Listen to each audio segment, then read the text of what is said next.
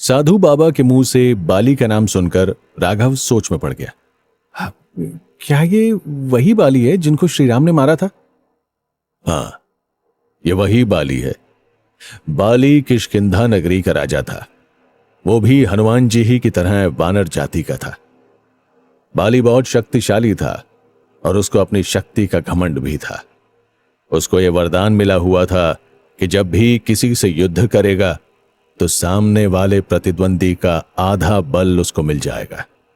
इसलिए बाली को हराना असंभव था। इसी बात का बाली को घमंड हो गया था।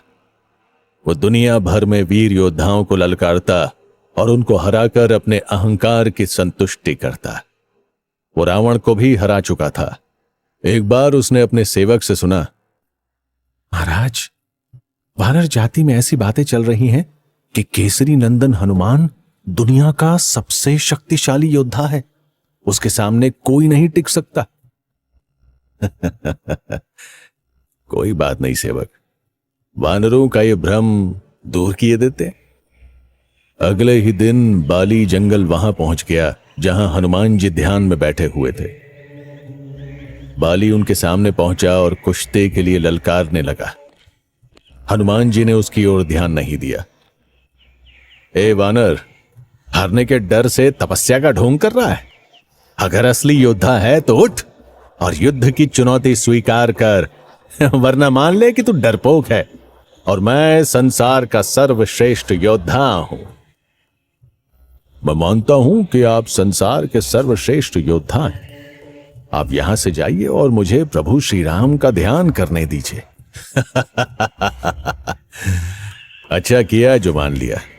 तू मेरे सामने पल भर भी नहीं टिक सकता था, और तू क्या, मेरे सामने तो तेरे राम भी नहीं टिक सकते। उनको भी मैं पल भर में धूल चटा सकता हूं। हनुमान जी अपने बारे में कुछ भी सुन सकते थे, लेकिन अपने प्रभु श्री राम के बारे में नहीं। वो क्रोध में उठ खड़े हुए। ओ अहंकारी वानर, जरा सी शक्ति क्या आ गई, तेरी बुद्धि ही भ्रष्ट हो गई। प्रभु श्री राम तो क्या, उनका यह भक्ति काफी है तेरा घमंड तोड़ने के लिए। कल सुबह आ जाना दंगल में, देख लेंगे कौन किसको धूल चटाएगा। हनुमान जी की चुनौती सुन बाली वहां से हंसते हंसते चला गया, क्योंकि वो जानता था कुश्ती में जैसे ही हनुमान जी उसके सामने आएंगे, उनका आधा बल बाली को मिल जाएगा, जिस वजह से वो जीत जाएगा। मगर यह बात हनुमान जी को नहीं पता थी। हनुमान जी के पास ब्रह्मा जी आए और कहने लगे, वीर हनुमान, तुमने बाली की चुनौती स्वीकार तो कर ली, मगर जानते हो ना, वो अपने प्रतिद्वंदी का आधा बल ले लेता है। ब्रह्मदेव, मैंने चुनौती अपने बल पर नहीं, अपने प्रभु श्री राम के बल पर स्वीकार की है। अब जैसी उनकी इच्छा होगी वैसा ही होगा। ठीक है, मगर तुम ऐसा करना, अपना सिर्फ 10% बल लेकर ही दंगल में जाना, बाकी छोड़ जाना। मगर ब्रह्मदेव, ये तो बहुत ही कम होगा, और उसमें से भी आधा बाली के पास चला जाएगा। विश्वास रखो हनुमान, तुम्हारे लिए उतना बल ही काफी होगा, और फिर तुम्हारे साथ श्री राम की भक्ति का भी बल है ना। जैसी आपकी आज्ञा ब्रह्मदेव। इतना कहकर ब्रह्मा जी वहां से चले गए और हनुमान जी सिर्फ 10% बल लेकर अगले दिन कुश्ती में पहुंच गए। उस समय वहां पर सारे वानर उस कुश्ती को देखने आए थे। सबको लग रहा था कि बाली के सामने हनुमान जी निश्चित ही हार जाएंगे। जैसे ही हनुमान जी बाली के सामने आए, हनुमान जी का उस 10% बल का आधा बल बाली में चला गया। बाली को अपने शरीर में बहुत ज्यादा शक्ति का संचार महसूस होने लगा, इतना कि उसकी नसें, उसकी धमनियां कांपने लगी, सांसें तेज चलने लगी। उसको लगा जैसे इस अतिरिक्त शक्ति से उसका शरीर फट जाएगा। वो बुरी तरह छटपटाने लगा। तभी बाली को ब्रह्मा जी की आवाज सुनाई दी। बाली, आज हनुमान यहां पर अपना बस 10% बल लेकर आए थे। तुमने उसमें से आधा बल खींच लिया और तुम उसे भी नहीं संभाल पा रहे हो। जरा सोचो, अगर कभी हनुमान अपने पूरे बल के साथ तुम्हारे सामने आ गए तो क्या होगा? 50% कैसे संभालोगे?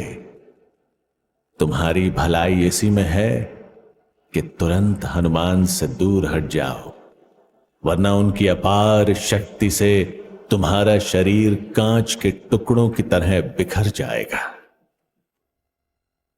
बाली तुरंत हनुमान जी से दूर चला गया। तब जाकर उसे चैन की सांस आई। उसके बाद बाली भी हनुमान जी को सबसे शक्तिशाली योद्धा मानने लगा और उनसे दूर रहने लगा। यह किस्सा सुनकर राघव का मुंह आश्चर्य से खुला रह गया। वो बोला, वाह, इतने शक्तिशाली हैं हनुमान जी। बाबा, अब मुझे ये बताइए ना कि हनुमान जी की भगवान राम से पहली मुलाकात कैसे हुई? वीर हनुमान की श्री राम से मुलाकात का कारण बने सुग्रीव। सुग्रीव बाली के भाई थे। एक गलत फहमी के कारण बाली ने सुग्रीव को किष्किंधा नगरी से बाहर निकाल दिया था। तब से सुग्रीव बाली के डर से पहाड़ों जंगलों में छुप कर रहा करते थे। हनुमान जी के पिता केसरी राज के सुग्रीव से अच्छे संबंध थे। एक बार जब वो सुग्रीव से मिलने आए तो उन्होंने देखा सुग्रीव को बाली का बहुत डर है। वो अपनी सुरक्षा को लेकर चिंतित रहते थे। तब केसरी राज ने अपने वीर पुत्र हनुमान को उनकी सेवा में छोड़ दिया। सुग्रीव ने उन्हें अपना मंत्री और सलाहकार नियुक्त किया था। हनुमान जी सुग्रीव को हर समय भरोसा दिलाते थे कि वो पूरी तरह से सुरक्षित हैं। फिर भी सुग्रीव के मन में एक डर सा बैठ गया था। वो अपने आसपास के इलाके में हमेशा जासूस छोड़ते रहते। कोई भी अनजान व्यक्ति नजर आता तो तुरंत सावधान हो जाते। ऐसा ही तब हुआ जब प्रभु श्री राम अपने छोटे भाई लक्ष्मण के साथ माता सीता को खोजते हुए उस पहाड़ी जंगल में आए जहां सुग्रीव रहा करते थे। इसकी सूचना भी सुग्रीव को उनके जासूसों ने दे दी।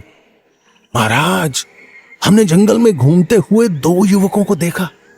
हालांकि उनके वस्त्र तपस्वियों जैसे हैं, लेकिन देखने में और चाल ढाल में वो योद्धा जैसे लगते हैं। उनके कंधे पर बहुत भारी धनुष बाण भी है। दिखने में तपस्वी, लेकिन व्यक्तित्व योद्धाओं जैसा। ऐसा विरोधाभास क्यों? हनुमान, मैं चाहता हूं तुम वेश बदल कर जाओ और जरा पता करो वो दोनों युवक कौन है और उनकी मंशा क्या है। जो आज्ञा महाराज, आप चिंता ना करें। अगर वो बाली के भेजे हुए योद्धा निकले तो मैं उनका वहीं अंत करके आऊंगा। हनुमान जी ने एक ब्राह्मण का वेश धरा और जासूसों की बताई हुई दिशा में चल दिए। वहां उन्होंने दूर से पहली बार श्री राम और लक्ष्मण को देखा। जाने क्यों उन्हें महसूस हुआ उनका दिल असीम आनंद से भरा जा रहा है। उनका रोम रोम रोमांचित हो रहा है। कुछ देर के लिए वो अपनी सुध बुध खो बैठे, फिर थोड़ा संभले और धीरे धीरे श्री राम के पास गए। आप दोनों कौन हैं और इस जंगल में क्या कर रहे हैं? श्री राम हनुमान जी को देखते ही उनकी असलियत समझ गए थे कि खुद महादेव उनकी सहायता को हनुमान बने हैं और वे हनुमान अब ब्राह्मण बनकर उनका परिचय पूछ रहे हैं। कैसी लीला है महादेव की। श्री राम हाथ जोड़कर बोले, प्रणाम ब्राह्मण देव। मैं अयोध्या का राजकुमार राम हूं और ये मेरा छोटा भाई लक्ष्मण है। मेरी पत्नी जनक नंदिनी सीता को रावण नाम का राक्षस धोखे से अपहरण करके ले गया है। हम दोनों उन्हीं को खोज रहे हैं। दंडकारण्य में माता शबरी ने हमें महाराज सुग्रीव से मिलने की सलाह दी थी। उन्हीं की सलाह पर हम यहां आए हैं। अपने प्रभु श्री राम का परिचय पाकर हनुमान जी की जो हालत हुई उसका वर्णन करने की मुझ में शक्ति नहीं। उनकी आंखें खुशी के आंसुओं से भर आईं। शरीर पुलकित हो उठा। जिनका नाम सांसों के साथ निरंतर जप रहे थे, वे श्री राम खुद उनके सामने खड़े हैं। एक भक्त का इससे अच्छा सौभाग्य और क्या हो सकता है। हनुमान जी को एक और श्री राम का दर्शन सुख पाकर बहुत आनंद हो रहा था, वहीं ग्लानि भी हो रही थी कि क्यों वो अपने प्रभु को पहचान नहीं पाए, क्यों धोखे से उनकी खोज खबर लेने आए। क्या सोचेंगे प्रभु उनके बारे में। यही सोचकर हनुमान जी अपने असली रूप में आ गए और प्रभु श्री राम के चरणों में गिर पड़े। श्री राम ने उनको बड़े प्रेम से उठाकर गले से लगा लिया।